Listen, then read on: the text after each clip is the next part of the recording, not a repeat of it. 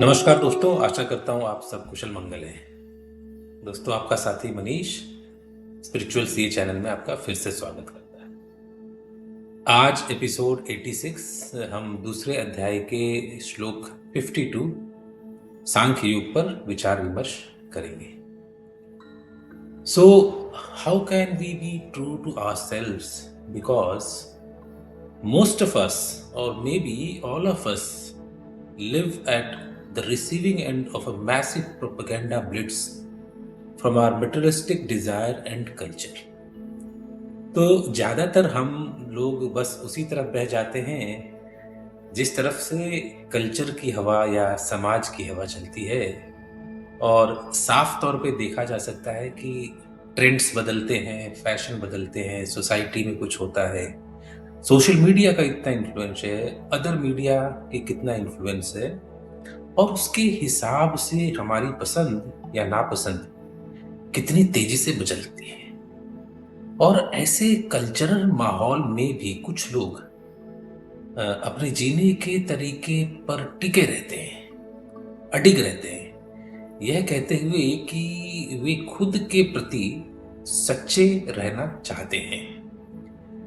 तो खुद के लिए क्या सच है, यह तय करने का असली क्राइटेरिया यह नहीं है कि क्या ट्रेडिशनल या क्या कंटेम्प्रेरी है, बल्कि यह है कि क्या स्पिरिचुअल या आध्यात्मिक है, यानी हमारे असली रूप को जानने में जो हमारी मदद कर रहा है या मदद करता है या मदद कर सकता है।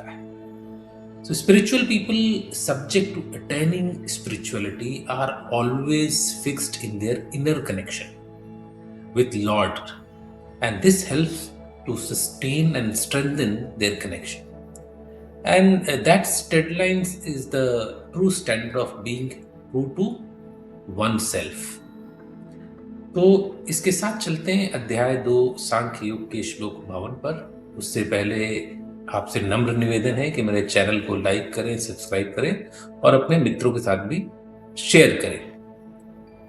यदा तेह मोह कलिलं बुद्धि व्यतितरिष्यति तदा गन्तासि निर्वेदम श्रोतव्यस्य श्रुतस्य च।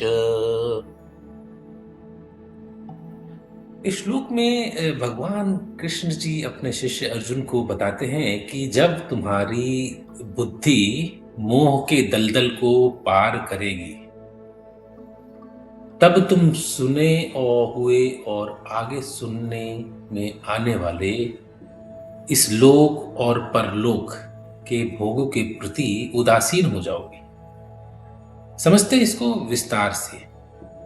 So here Lord Krishna says that when your intellect crosses over the impurity of delusion, then hey Arjun, you shall gain a dispassion towards what has been heard and what is yet to be heard.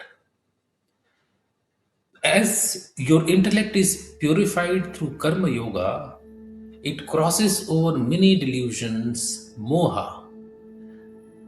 Thereby you gain more and more clarity over two questions over a period of life. तो अब हम समझते हैं इन दो पहलू को कि ये दो क्वेश्चंस हैं क्या।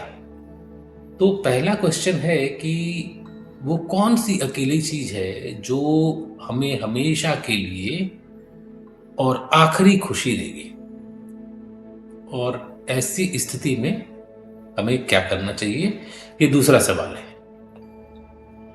So question number 1 is what is the only thing that will give me permanent and final fulfilment. तो पहला उत्तर इसका होगा कि वो जो कभी नहीं बदलता है। कोई भी बदलने वाली चीज जो होती है वो परफेक्शन की तरफ बदलती है, यानी कि वो परफेक्ट नहीं होती है और कॉन्टिन्यूअसली वो परफेक्ट होने की कोशिश करती है। तो सिर्फ आत्मा ही परफेक्ट है, सोल ही परफेक्ट है। और परफेक्ट का मतलब क्या है? वो है अजह, अजन्मा, नित्य, यानी कि टाइमलेस, शाश्वत, जिसमें कोई भी बदलाव ना हो, पुराना तो हमेशा शुद्ध रहना, अनंत, असीम। तो उत्तर क्या है कि कौन सी अकेली चीज जो हमें आखिरी खुशी देगी, वो है आत्मा जो कभी नहीं बदलेगी। और अपने असली रूप को जानकर हम मोह माया, खुद के शरीर को, मन को और इस मन की कॉम्प्लेक्सिटी को जितना हम अच्छे से समझना चाहते हैं, उससे आगे निकल जाएंगे।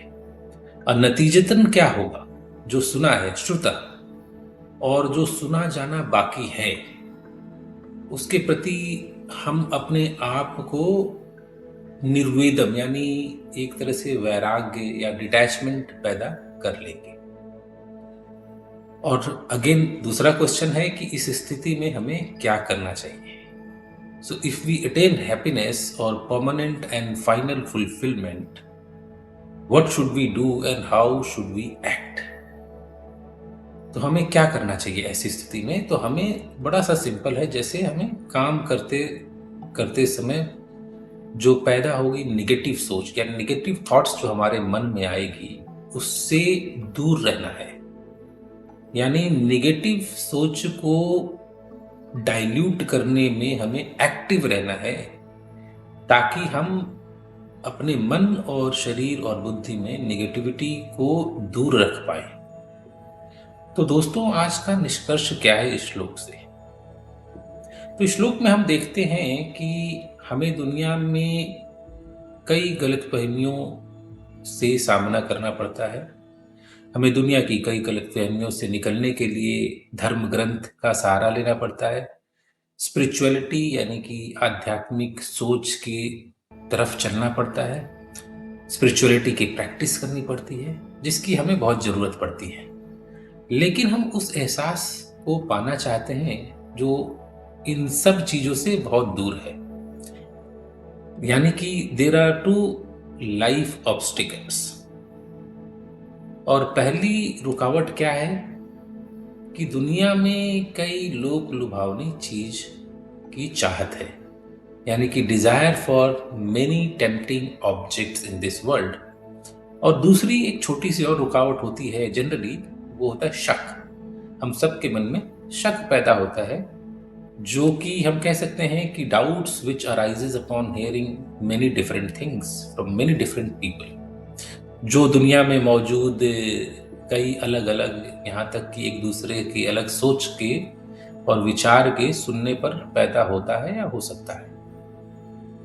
तो भगवान श्री कृष्ण का संदेश है कि जब हम सच्चाई, भक्ति और धर्म के माध्यम से रियल या असली हो जाए, या हम अपने अंतरात्मा को सुनने लगे और असलियत और एक सच्चे मार्ग पर चलने लगे, तो हमें इस दुनिया की व्यर्थ तर्कों से बेचैनी महसूस नहीं होगी। यानी हम अनकंफर्टेबल पोजीशन में नहीं पहुंचेंगे जो हमारे विश्वास पर हमला करते हैं।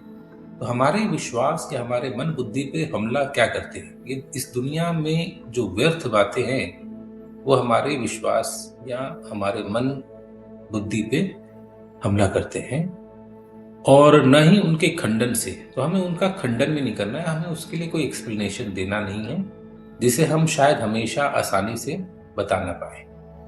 तो हमें चाहिए कि हम प्रार्थना करें कि हे प्रभु, हे ईश्वर, हमें आशीर्वाद दीजिए कि मैं बिना किसी इच्छा यानी कि डिटैचमेंट या शक यानी डाउट के तहत तब तक डटा रहूं, यानी कि तब तक अडिग रहूं जब तक मैं अनुभव से मिलने वाले उस पक्के यकीन तक ना पहुंच जाऊं। तो देखा जाए तो when your intelligence has passed out of dense forest of delusion, we shall become indifferent to all that has been heard and all that has to be heard in future।